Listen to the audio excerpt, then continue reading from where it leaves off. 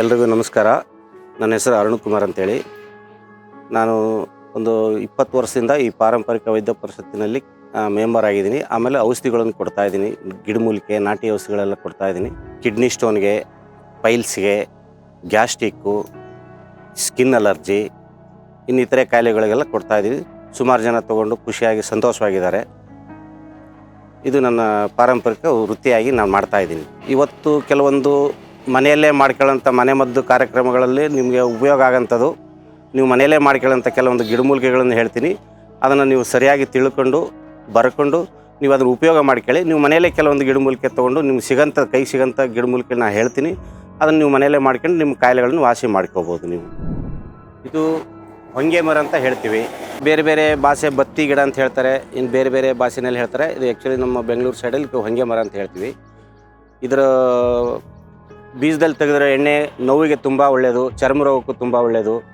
ಆಮೇಲೆ ಇದರ ಎಲೆನ ನಾವು ಕಷಾಯ ಮಾಡಿ ಕುದಿಸಿ ಅದನ್ನು ಸೋಸಿ ಚರ್ಮ ರೋಗದವರು ಬೆಳಗ್ಗೆಯಿಂದ 1 ಸರೆ ಇಲ್ಲ 2 ಸರೆ ಇದಕ್ಕೆ ಸೊಪ್ಪಿನ ಕಷಾಯದಲ್ಲಿ ಆ ಚರ್ಮ ರೋಗ ಇರೋರು ತೊಳಿತಾ ಹೋದರೆ ಚರ್ಮ ರೋಗ ಸ್ವಲ್ಪ ಗುಣ ಆಗ್ತಾ ಹೋಗುತ್ತೆ. ಅಂದರೆ ಬೇರೆ ಬೇರೆ ಔಷಧಿ ಎಲ್ಲ ಉಪಯೋಗಿಸ್ಬೇಕು. ಇದು ಪ್ರೈಮರಿಯಾಗಿ ನೀವು ಸ್ನಾನಕ್ಕಂತೂ ಮುಂಚೆ ತೊಳ್ಕೊಂಡ್ರೆ ತುಂಬ ಒಳ್ಳೆಯದು. ಇದರಿಂದ ನಾವು ಇನ್ನೂ ಇತರೆ ಸುಮಾರು ಕಾಯಿಲೆಗಳಿಗೆ ಇದು ಉಪಯೋಗ ಆಗುತ್ತೆ. ಇದರ ಹೂವು ನೀವು ಬೇಸಿಗೆಗಾಲದಲ್ಲಿ ಒಣಗಿಸಿಟ್ಟು ಅದಕ್ಕೆ ನೇರಳೆ ಹಣ್ಣಿನ ಬೀಜದ ಪೌಡ್ರು, ಇದರ ಹೂವನ್ನು ಎರಡನ್ನು ಒಣಗಿಸಿ ತೊಗೊಳ್ತಾ ಇದ್ದರೆ ಸ್ವಲ್ಪ ಪ್ರಮಾಣ ನಿಮಗೆ ಶುಗರ್ ಕಂಟ್ರೋಲ್ ಬರುತ್ತೆ. ಆದಷ್ಟು ಇದು ನಿಮಗೆ ಶುಗರ್ಗೂ ಸ್ವಲ್ಪ ತುಂಬ ಉತ್ತಮವಾದ ಕೆಲಸವನ್ನು ಮಾಡ್ತಾಯಿದೆ. ನಿಮಗೆ ಇದು ಬೆಟ್ಟದ ನೆಲ್ಲಿಕಾಯಿ ಗಿಡ, ಇದು ತುಂಬ ಶ್ರೇಷ್ಠವಾದ್ದು. ಇದರಿಂದ ನಿಮಗೆ ಉಪಯೋಗ ಏನಂದರೆ, ಶುಗರ್ ಇರೋರು ಇದರ ಜ್ಯೂಸ್ ಕುಡಿಬೋದು. ಡೈಲಿ 1 ಸ್ಪೂನು ಅಥವಾ 2 ಸ್ಪೂನು, ಇಲ್ಲ ಅಂದರೆ ಉಪ್ಪಿನಕಾಯಿ ಹಾಕಿಬಿಟ್ಟು ರೆಗ್ಯುಲರ್ ಉಪಯೋಗಿಸೋದ್ರಿಂದ ಶುಗರು ನಿಮಗೆ ಕಂಟ್ರೋಲ್ ಆಗ್ತಾ ಹೋಗುತ್ತೆ. ಜಾಸ್ತಿ ಆಗೋಕ್ಕೆ ನಿಮಗೆ ಬಿಡಲ್ಲ. ತುಂಬ ಒಳ್ಳೆಯದು ಶುಗರ್ನವ್ರಿಗೆ ಇದು ಉಪಯೋಗಿಸೋದ್ರಿಂದ. ಉಪ್ಪಿನಕಾಯಿ ರೀತಿಯಲ್ಲಾದರೂ ಸರಿ, ಜ್ಯೂಸ್ ರೀತಿಯಲ್ಲಾದರೂ ಇದನ್ನು ಉಪಯೋಗಿಸೋದ್ರಿಂದ ಇದರಿಂದ ಸುಮಾರು ಕಾಯಿಲೆಗಳು ನಿಮಗೆ ಅನುಕೂಲ ಆಗುತ್ತೆ. ಇದನ್ನು ಉಪಯೋಗಿಸ್ಕೋಬೋದು ನೀವೆಲ್ಲ.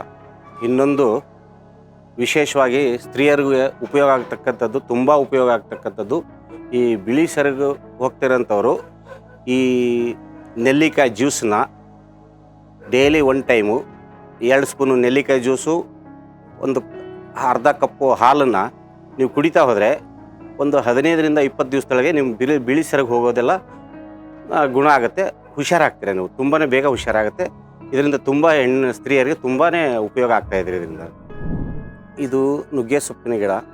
ಇದರಲ್ಲಿ ತುಂಬ ಉಪಯುಕ್ತವಾದಂಥ ಔಷಧಿ ಗುಣಗಳಿದೆ.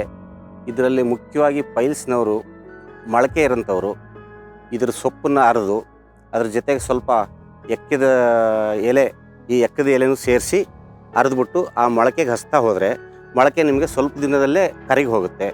ಆಮೇಲೆ ಈ ಸೊಪ್ಪನ್ನು ನೀವು ಪಲ್ಯ ಮಾಡ್ಕೊಂಡು ತಿನ್ನೋದ್ರಿಂದ, ಕಾಯಿ ಉಪಯೋಗಿಸೋದ್ರಿಂದ ಮೂಳೆಗಳಿಗೆ, ಆಮೇಲೆ ವಾತ ರೋಗದವ್ರಿಗೆ ತುಂಬಾ ಉಪಯೋಗ ಆಗುತ್ತೆ. ಅದ್ರ ಬೇರು ಬಂದು ನಿಮಗೆ ಬೇರಿನ ರಸ ಕುಡಿತಾ ಇದ್ದರೆ ಆ ಗಂಡಸರಿಗೆ, ನರದೌರ್ಬಲ್ಯತೆ ಇರೋಂಥವ್ರಿಗೆ ತುಂಬಾ ಉಪಯೋಗ ಆಗುತ್ತೆ. ಇದು ನೋಡಿ ಆಡಸೋಗೆ ಗಿಡ ಅಂತ ಹೇಳ್ತಾರೆ. ಇದು ಸಾಮಾನ್ಯವಾಗಿ ಎಲ್ಲ ಕಡೆಗೆ ಸಿಗುತ್ತೆ. ಇದನ್ನು ಗುರ್ತಿಟ್ಕೊಳ್ಳಿ. ಇದು ಮಕ್ಕಳಿಗೆ ಡೈಲಿ 1 ಎಲೆ, ಬೆಳಗ್ಗೆ ಎದ್ದ ತಕ್ಷಣ 1 ಎಲೆನ ತಿಂತಾ ಹೋದರೆ ಕಫ, ಕೆಮ್ಮು, ಅಸ್ತಮದವ್ರಿಗೆ ತುಂಬ ಪ್ರಯೋಜನ ಆಗುತ್ತೆ. ಈ ಮಳೆಗಾಲ, ಚಳಿಗಾಲ ಬಂದಾಗ ಇದ್ರ ಎಲೆ 1 ದಿವಸ ತಿನ್ಕೊಳ್ತಾ ಹೋದರೆ ನಿಮಗೆ ಕಫ, ಕೆಮ್ಮು, ಅಸ್ತಮದವ್ರಿಗೆ ತುಂಬಾ ಉಪಯೋಗ. ಆಮೇಲೆ ಇದನ್ನು ನಿಮಗೆ ಮಳೆಗಾಲ ಆದಮೇಲೆ ಬೇಸಿಗೆನಲ್ಲಿ ನಿಮ್ಗೆ ಆಗಿಲ್ಲ ಅಂದರೆ ಇದನ್ನು ಒಣಗಿಸ್ಬಿಟ್ಟು ಪೌಡ್ರ್ ಮಾಡಿ ಜೇನುತುಪ್ಪದಲ್ಲಿ ತೊಗೊಂಡು ಕೂಡ ನೀವು ಇದರ ಉಪಯೋಗವನ್ನು ಪಡ್ಕೊಳ್ಬೋದು ನೀವು. ಇದು ತುಂಬಾ ಉಪಯೋಗ ಆಗೋಂಥದ್ದು. ನೀವು ಇದರೊಂದು ಕಡ್ಡಿ ಕಟ್ ಮಾಡಿ ಮನೆ ಹತ್ರ ಹಚ್ಚಿದರೆ ಇದು ತನ್ನಷ್ಟು ತಾನೇ ಬೆಳೆಯುತ್ತೆ, ಚೆನ್ನಾಗಿ ಬೆಳೆಯುತ್ತೆ. ಸ್ವಲ್ಪ ನೀರಿದ್ದರೆ ಸಾಕು. ಇದಕ್ಕೆ ಎಲ್ಲ ಕಡೆಗೂ ಬೆಳೆಯುತ್ತೆ, ಎಲ್ಲ ಕಡೆಗೂ ಸಿಗುತ್ತೆ. ಇದು ನೋಡಿ ಸರ್, ಇದಕ್ಕೆ ನಾವು ಕರಿಲೆಕ್ಕೆ ಗಿಡ ಅಂತ ಹೇಳ್ತೀವಿ. ಇದರೊಳಗೆ ಇನ್ನೊಂದು ಗಿಡ ಬರುತ್ತೆ, ಬಿಳಿ ಲೆಕ್ಕೆ ಅಂತಲೂ ಬರುತ್ತೆ. ಆದರೆ ಅದರೊಳಗೂ ಔಷಧಿ ಗುಣ ಇದೆ. ಅದಕ್ಕಂತ ಇದು ಇನ್ನೂ ಉತ್ತಮವಾದ ಔಷಧಿ ಗುಣ ಇದರೊಳಗಿದೆ. ಇದು ಒಂದು ಸೈಡ್ ನೋಡಿದ್ರೆ ನಿಮಗೆ ನೀಲಿ ಕಲರ್ ಕಾಣುತ್ತೆ, ಇನ್ನೊಂದು ಸೈಡ್ ನೋಡಿದ್ರೆ ಹಸಿರು ಕಲರ್ ಕಾಣುತ್ತೆ. ಇದು ಮನೆ ಹತ್ರ ಬೆಳಿಬೋದು. ಒಂದು ಕಡ್ಡಿ ಹಚ್ಚಿದರೆ ಇದರಲ್ಲಿ ಏನು ಗುಣ ಇದೆ ಅಂದರೆ, ನೀವು ಯಾವ್ದಾರು ಹೊಂಗೆ ಎಣ್ಣೆಲ್ಲಾಗಲಿ, ಇನ್ನೊಂದು ಬೇರೆ ಯಾವುದೇ ಕೊಬ್ಬರಿ ಎಣ್ಣೆಲ್ಲಾಗಲಿ ಇದ್ರ ಸೊಪ್ಪನ್ನು ಕುದಿಸಿ ನೋವಿರೋರಿಗೆ ಹಚ್ತಾ ಹೋದರೆ ನೋವು ಕಮ್ಮಿ ಆಗುತ್ತೆ. ಇದರೊಳಗೆ ಕೆಲವೊಂದು ವಿಷಜಂತುಗಳು ಕಚ್ಚಿದಾಗ ಇದರ ರಸನ ಕುಡಿಸಿದರೆ ಆ ವಿಷ ಕೂಡ ಇಳಿದು ಹೋಗುತ್ತೆ. ಇದರಲ್ಲಿ ತುಂಬ ಔಷಧಿ ಗುಣ ಇದೆ. ಇದು ಅಪರೂಪವಾಗಿರುತ್ತೆ. ಇದನ್ನು ಮನೆ ಹತ್ರ ಕಡ್ಡಿ ಹಚ್ಚಿದ್ರು ಕೂಡ ನೀವು ಬೆಳೆಯುತ್ತೆ. ಇದನ್ನು ಉಪಯೋಗ ಮಾಡ್ಕೊಳ್ಬೋದು ನೀವು. ನಾನು ಸುಮಾರು ಒಂದು 15ರಿಂದ 20 ವರ್ಷದಿಂದ ಈ ಪಾರಂಪರಿಕ ವೈದ್ಯ ಪದ್ಧತಿನ ನಡೆಸ್ಕೊಂಡು ಹೋಗ್ತಾ ಇದ್ದೀನಿ. ಇದು ಮುಂಚೆ ನಮ್ಮ ತಂದೆ ಸ್ವಲ್ಪ ಚಿಕ್ಕ ಮಟ್ಟದಲ್ಲಿ ಕೊಟ್ಕೊಂಡು ಹೋಗ್ತಾಯಿದ್ರು. ಸಣ್ಣ ಸಣ್ಣ ಕಾಯಿಲೆಗಳಿಗೆ, ಹುಳುಕಲ್ಲಿಗೆ, ಈ ಕೆಲವೊಂದು ಅರ್ಧ ತಲೆನೋವಿಗೆಲ್ಲ ಕೊಟ್ಕೊಂಡು ಹೋಗ್ತಾಯಿದ್ರು. ಅದು ನನಗೆ ಈಗಿನ ಕಾಯಿಲೆಗೆ, ಈಗಿನ ಔಷಧಿಗೆ ನೋಡಿ ಸ್ವಲ್ಪ ನನಗೆ ಇದನ್ನೇ ನಾವು ಮುಂದುವರ್ಸ್ಕೊಂಡು ಹೋಗೋಣ ಒಂದು ನನಗೆ ಮನೋಭಾವನೆ ಬಂತು. ಅದರಿಂದ ಮತ್ತೆ ನಾನು ಇದನ್ನು ತುಂಬಾ ಮನೆಯಲ್ಲೆಲ್ಲ ತಿಳ್ಕೊಂಡು, ನಮ್ಮ ತಂದೆಯವ್ರ ಹತ್ರ ತಿಳ್ಕೊಂಡು, ನಾನು ಇದ್ರ ಬಗ್ಗೆ ತುಂಬಾ ಹೆಚ್ಚಿನ ಒಂದು ಆಸಕ್ತಿ ತೋರಿಸಿ ಇದೇ ವೃತ್ತಿನ ನಾನು ಮುಂದುವರ್ಸ್ಕೊಂಡು ಬಂದಿದ್ದೀನಿ. ಈಗ ನಾನು ಕೆಲವೊಂದು ಕಾಯಿಲೆಗಳಿಗೆ, ಅಂದರೆ ಗ್ಯಾಸ್ಟ್ರಿಕ್ಕಿಗೆ, ಆಮೇಲೆ ಚರ್ಮ ರೋಗಕ್ಕೆ, ಮತ್ತು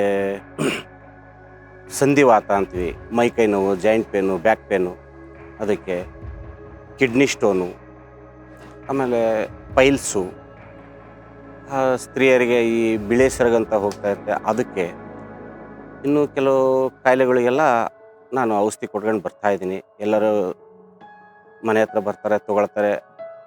ಆಮೇಲೆ ಪ್ರತಿ ಗುರುವಾರ ದೇವಸ್ಥಾನದ ಹತ್ರ ನಾನು ಸಾಯಿಬಾಬಾ ದೇವಸ್ಥಾನದ ಹತ್ರ ಜನಗಳಿಗೆ ಒಂದು ಸಹಾಯ ಆಗಲಿ ನನ್ನಿಂದ ಅಂತ ಹೇಳಿ ನಾನು ಒಂದು ಜನಗಳ ಸೇವೆ ಅಂತ ಹೇಳಿಬಿಟ್ಟು ನಾನಲ್ಲಿ ಒಂದು 3 ಕಾಯಿಲೆಗೆ ಫ್ರೀಯಾಗಿ ಔಷಧಿ ಕೊಡ್ತಾಯಿದ್ದೀನಿ. ಹುಳುಕಲ್ಲಿಗೆ, ಅರ್ಧ ತಲೆನೋವಿಗೆ, ನರೊಳ್ಳಿಗೆ ಪ್ರತಿ ಗುರುವಾರನೂ ಅಲ್ಲಿ ಕೊಡ್ತಾಯಿದ್ದೀನಿ. ಹಾಗೆ ಮಿಕ್ಕಿರೋ ಟೈಮಲ್ಲಿ ಮನೆ ಹತ್ರ ಬರ್ತಾರೆ, ಮನೆಯಲ್ಲಿ ತೊಗೊಳ್ತಾರೆ. ಎಲ್ಲ ಕಾಯಿಲೆಗಳು ನಾನು ಕೊಟ್ಕೊಂಡು ನಾನು ಈ ವೃತ್ತಿನ ಮುಂದುವರ್ಸ್ಕೊಂಡು ಹೋಗ್ತಾಯಿದ್ದೀನಿ. ಸರ್, ಇವಾಗ ನಮಗೆ ಆಹಾರ ಪದ್ಧತಿಯಲ್ಲಿ ತುಂಬಾ ವ್ಯತ್ಯಾಸ ಆಗ್ತಾಯಿದೆ. ವ್ಯತ್ಯಾಸ ಅಂದರೆ ನಾವು ಏನು ಮಾಡ್ತಾಯಿದ್ದೀವಿ, ಸ್ವಲ್ಪ ರುಚಿ ಬಂದರೆ ಜಾಸ್ತಿ ಊಟ ಮಾಡ್ತೀವಿ. ಆಮೇಲೆ ಟೈಮ್ ಟು ಟೈಮ್ ಊಟ ಮಾಡಲ್ಲ. ಸರಿಯಾದ ಟೈಮ್ಗೆ ಊಟ ಮಾಡದೇ ಇರೋದ್ರಿಂದ ಅಜೀರ್ಣತೆ ಅಂತ ಹೇಳ್ತೀವಿ. ಅಜೀರ್ಣ ಅಂದರೆ ನಮಗೆ ಸರಿಯಾದ ಡೈಜೆಷನ್ ಆಗೋಲ್ಲ. ಆ ಡೈಜೆಷನ್ ಆಗದೇ ಇರುವಾಗ ಅದಕ್ಕೆ ನಾವು ಗ್ಯಾಸ್ಟ್ರಿಕ್ ಅಂತ ಕರಿತೀವಿ. ಅಜೀರ್ಣತೆ ಅಂದರೆ ಗ್ಯಾಸ್ಟ್ರಿಕ್ಕು. ಅದು ಗ್ಯಾಸ್ಟ್ರಿಕ್ಕು ಆಮೇಲೆ ಏನಾಗುತ್ತೆ, ನಮಗೆ ಎಸಿಡಿಟಿ ಆಗುತ್ತೆ. ಎಸಿಡಿಟಿ ಅಂದರೆ ಎದೆಯಲ್ಲಿ ಉರಿ ಬರುತ್ತೆ. ಎದೆ ಉರಿ ಬಂದು ಹುಳಿ ಡೇಗ್ ಬರುತ್ತೆ. ಆಮೇಲೆ ಎದೆ ಉರಿ ಸ್ಟಾರ್ಟ್ ಆದಮೇಲೆ ನಿಮಗೆ ಎದೆ ಒಳಗಡೆ ಗುಳ್ಳಿಗಳಾಗುತ್ತೆ, ಗಾಯಗಳಾಗುತ್ತೆ. ಇದು ನಮಗೆ ಅಜೀರ್ಣತೆಯಿಂದ ಬರುವಂಥ ಸಮಸ್ಯೆಗಳು. ಅದರಿಂದ ನಮಗೆ ಮಲಬದ್ಧತೆ ಸ್ಟಾರ್ಟ್ ಆಗುತ್ತೆ, ಸರಿಯಾದ ನಿದ್ದೆ ಬರಲ್ಲ. ಆಮೇಲೆ ನಮಗೆ ಸುಸ್ತು, ಆಯಾಸ, ಕೆಲಸ ಮಾಡೋದಕ್ಕೆ ನಮಗೆ ನಿಶಕ್ತಿ ಆಗುತ್ತೆ, ಮನಸ್ಸು ಬರಲ್ಲ. ಯಾವಾಗ ನಿಮ್ಮ ನಿದ್ದೆ, ಅಜೀರ್ಣತೆ ಯಾವಾಗ ನಿಮಗೆ ಪ್ರಾಬ್ಲಮ್ ಆಗುತ್ತೋ ಅವಾಗ ನಿಮಗೆ ಕೆಲಸದಲ್ಲಿ ನಿಶಕ್ತಿ ಸ್ಟಾರ್ಟ್ ಆಗುತ್ತೆ. ಅದಕ್ಕೆ ಊಟದ ಪದ್ಧತಿನಲ್ಲಿ ಯಾವಾಗಲೂ ಪ್ರತಿಯೊಬ್ಬರು ನೀವು ಬೆಳಿಗ್ಗೆ ಏನೇ ಟಿಫಿನ್ ಮಾಡಿ, ಫಸ್ಟು ಊಟದಲ್ಲಿ ಮೊದಲನೇ ಸ್ಪೂನು, ಮೊದಲನೇ ತುತ್ತನ್ನು ಸ್ವಲ್ಪ ತುಪ್ಪದಲ್ಲಿ ಊಟ ಮಾಡಿ. ಮಧ್ಯಾಹ್ನ ಊಟ ಮಾಡಿದ್ರು ತುಪ್ಪದಲ್ಲೇ ಊಟ ಮಾಡಿ. ರಾತ್ರಿ ಟೈಮಲ್ಲಿ ಊಟ ಮಾಡಿದ್ರು ತುಪ್ಪ, ಅಂದರೆ ಮೊದಲನೇ ತುಪ್ಪದಲ್ಲಿ ಊಟ ಮಾಡ್ತಾ ಹೋದರೆ ನಿಮಗೆ ಜೀರ್ಣಶಕ್ತಿ ಜಾಸ್ತಿ ಆಗುತ್ತೆ, ಮಲಬದ್ಧತೆಗೆ ಸರಿ ಹೋಗುತ್ತೆ, ನಿಮ್ಗೆ ಮಲಬದ್ಧತೆ ಕ್ಲೀನ್ ಆಗುತ್ತೆ. ಆವಾಗ ನಿಮಗೆ ಅಜೀರ್ಣತೆ ಕಮ್ಮಿ ಆಗುತ್ತೆ. ನಿಮ್ಗೆ ಇನ್ನೂ ಹೊಟ್ಟೆ ತುಂಬ ಊಟ ಮಾಡಬಾರ್ದು. ಯಾವತ್ತು ನಮ್ಗೆ ಇನ್ನೂ 1-2 ತುತ್ತು ಬೇಕಂದಾಗ ಕಮ್ಮಿ ಊಟ ಮಾಡ್ತಾ ಹೋದರೆ ನಮಗೆ ಡೈಜೆಷನ್ ಕ್ರಿಯೆಗೆ ಅನುಕೂಲ ಆಗುತ್ತೆ. ನಮಗೆ ದೇಹದಲ್ಲಿ ನೀರು, ಗಾಳಿ, ಆಹಾರ 3 ಸಮಭಾಗದಲ್ಲಿ ಇರಬೇಕು. ಆವಾಗ ನಮ್ಗೆ ಜೀರ್ಣಶಕ್ತಿ ಸುಲಭವಾಗಿ ಆಗುತ್ತೆ. ನಮಗೆ ಜೀರ್ಣಶಕ್ತಿ ಎಷ್ಟು ಸುಲಭವಾಗಿ ಆಗುತ್ತೋ ಆವಾಗ ನಮಗೆ ಯಾವುದೇ ಕಾಯಿಲೆ ಬರಲ್ಲ. ಆ ಜೀರ್ಣಶಕ್ತಿ ಚೆನ್ನಾಗಾದಾಗ ಬೇದಿ ಸರಿ ಆಗುತ್ತೆ, ನಿದ್ದೆ ಸರಿ ಬರುತ್ತೆ, ನಿಮಗೆ ತುಂಬಾ ಆ್ಯಕ್ಟಿವ್ ಆಗಿರ್ತೀರ. ಇದು ಭಾಳ ಇಂಪಾರ್ಟೆಂಟು. ಇದು ನೀವು ಯಾವಾಗಲೂ ಅಷ್ಟೇ ಊಟ ಆದಮೇಲೆ ರಾತ್ರಿ ಒಂದು 100 ಹೆಜ್ಜೆ ವಾಕಿಂಗ್ ಮಾಡಿ ಎಲೆಡಿಕೆ ಹಾಕ್ಕೋಬೇಕು. ಎಲೆಡಿಕೆ ತಿಂದಾದಮೇಲೆ ನೀವು ಮಲಗುವಾಗ ಎಡಗಡೆ ಭಾಗದಲ್ಲಿ ಮಲಗಬೇಕು. ಎಡಗಡೆ ಭಾಗದಲ್ಲಿ ಮಲಗೋದ್ರಿಂದ ನಿಮಗೆ ಜೀರ್ಣಶಕ್ತಿ ಸರಿ ಹೋಗುತ್ತೆ. ಬಲಗಡೆ ಭಾಗದಲ್ಲಿ ಮಲಗಿದಾಗ ನಮಗೆ ಜೀರ್ಣಶಕ್ತಿ ಕಮ್ಮಿ ಆಗುತ್ತೆ. ಎಡಭಾಗದಲ್ಲೇ ನಾವು ಮಲಗಬೇಕು ಯಾವತ್ತು. ಅಟ್ಲೀಸ್ಟ್ ನೀವು ಪೂರ್ತಿ ರಾತ್ರಿವರೆಗೂ ನೀವು ಎಡಭಾಗದಲ್ಲಿ ಮಲಗೋಕ್ಕಾಗದೇ ಹೋದರೆ ಅಟ್ಲೀಸ್ಟ್ ಒಂದು 2 ಅವರ್ಸ್ ಆದರೂ ಎಡಗಡೆ ಭಾಗದಲ್ಲಿ ಮಲಗಿದರೆ ಜೀರ್ಣಶಕ್ತಿ ತುಂಬ ಸಪೋರ್ಟ್ ಮಾಡ್ದಂಗೆ ಆಗುತ್ತೆ. ತುಂಬಾ ಒಳ್ಳೆಯದು ಎಡಭಾಗದಲ್ಲಿ ಮಲಗೋದ್ರಿಂದ. ಆವಾಗ ನಿಮಗೆ ವೈದ್ಯರ ಅವಶ್ಯಕತೆ ಇರೋದಿಲ್ಲ, ಜೀರ್ಣಶಕ್ತಿ ಚೆನ್ನಾಗಾಗುತ್ತೆ. ಇದಕ್ಕೆ ನಾವು ಜೀರ್ಣಶಕ್ತಿ ಕಮ್ಮಿ ಆದವರಿಗೆ ಒಂದು ಹಿಂಗಾಷ್ಟಕ ಅಂತ ಮಾಡಿದ್ವಿ. ಆ ಹಿಂಗಾಷ್ಟಕದಲ್ಲಿ ನಾವು 13 ಗಿಡಮೂಲಿಕೆಯನ್ನು ಹಾಕಿರ್ತೀವಿ. ಅದರೊಳಗೆ ಮುಖ್ಯವಾಗಿ ಒಂದು ಜಲಂಧರ್ ಅಂತ ಒಂದು ಸೊಪ್ಪು ಬರುತ್ತೆ. ಆ ಸೊಪ್ಪನ್ನು ನಾವು ಇದಕ್ಕೆ ಉಪಯೋಗಿಸಿರ್ತೀವಿ. ಇದರೊಳಗೆ ತ್ರಿಫಲ, ತ್ರಿಕಟ, ಶುಂಠಿ, ಇಂಗು, ಇನ್ನೂ ಹಲವಾರು ಗಿಡಮೂಲಿಕೆಯನ್ನು ಹಾಕಿ ಇದನ್ನು ನಾವು ನಿಮಗೆ ಉಪಯೋಗಿಸೋದ್ರಿಂದ, ಬೆಳಗ್ಗೆ ಖಾಲಿ ಹೊಟ್ಟೆಯಲ್ಲಿ ಉಪಯೋಗಿಸೋದ್ರಿಂದ ಬೆಳಗ್ಗೆ ಎದ್ದ ತಕ್ಷಣ ಒಂದು ಅರ್ಧ ಸ್ಪೂನು ನೀರಲ್ಲಿ ಕಲಸಿ ಆಗಲಿ ತೊಗೋಬೋದು, ಅಥವಾ ಮಜ್ಜಿಗೆನಲ್ಲಿ ಕಲಸಿ ಆದರೂ ತೊಗೋಬೋದು. ಇದು ತೊಗೊಳ್ಳೋದ್ರಿಂದ ನಿಮಗೇನಾಗುತ್ತೆ, ಜೀರ್ಣಶಕ್ತಿ ಚೆನ್ನಾಗಾಗುತ್ತೆ, ಗ್ಯಾಸ್ಟ್ರಿಕ್ ನಿಮಗೆ ಉತ್ಪತ್ತಿ ಆಗಲ್ಲ, ಆಮೇಲೆ ನಿಮಗೆ ಮಲಬದ್ಧತೆಯೂ ಸರಿ ಹೋಗುತ್ತೆ. ಆಮೇಲೆ ತುಂಬಾ ತೊಂದರೆಯಾಗಿ ಎಸಿಡಿಟಿ ಅನುಭವಿಸ್ತಾ ಇರ್ತಾರಲ್ಲ, ಆವಾಗ ಅವರಿಗೆ ಇದೊಂದು ಲೇಹ ಕೊಡ್ತೀವಿ. ಈ ಲೇಹನ ಡೈಲಿ ಒಂದು ಈ ಪ್ರಮಾಣದಲ್ಲಿ ತೊಗೊಳ್ತಾ ಹೋದರೆ ಬೆಳಗ್ಗೆ ಖಾಲಿ ಹೊಟ್ಟೆಯಲ್ಲಿ, ರಾತ್ರಿ ಊಟ ಆದಮೇಲೆ ತುಂಬ ಜಾಸ್ತಿ ಹೆವಿಯಾಗಿ ಎಸಿಡಿಟಿ ಜಾಸ್ತಿ ಆಗಿ ಗ್ಯಾಸ್ಟ್ರಿಕ್ ಜಾಸ್ತಿ ಆದರೂ ಬೆಳಗ್ಗೆ ರಾತ್ರಿ 2 ಟೈಮ್ ಬೆಳಗ್ಗೆ ಖಾಲಿ ಹೊಟ್ಟೆಯಲ್ಲಿ ತೊಗೋಬೇಕು, ರಾತ್ರಿ ಊಟ ಆದಮೇಲೆ ತೊಗೋಬೇಕು. ಆವಾಗ ನಿಮಗೆ ಒಂದು 15 ದಿವಸದಲ್ಲಿ ಗ್ಯಾಸ್ಟ್ರಿಕ್ ಕಮ್ಮಿ ಆಗ್ತಾ ಹೋಗುತ್ತೆ. ಆಮೇಲೆ ನಿಮ್ಗೆ ಬೇರೆ ಥರ ಔಷಧಿ ತೊಗೊಳ್ಳೋ ಅವಶ್ಯಕತೆ ಇರಲ್ಲ. ಕಂಪ್ಲೀಟಾಗಿ ನಿಮಗೆ ಗ್ಯಾಸ್ಟ್ರಿಕ್ ನಿವಾರಣೆ ಆಗ್ತಿದೆ ಔಷಧಿಯಿಂದ. ಎಲ್ಲ ಗಿಡಮೂಲಿಕೆಯಲ್ಲಿ ನಾವು ರೆಡಿ ಮಾಡಿರ್ತೀವಿ.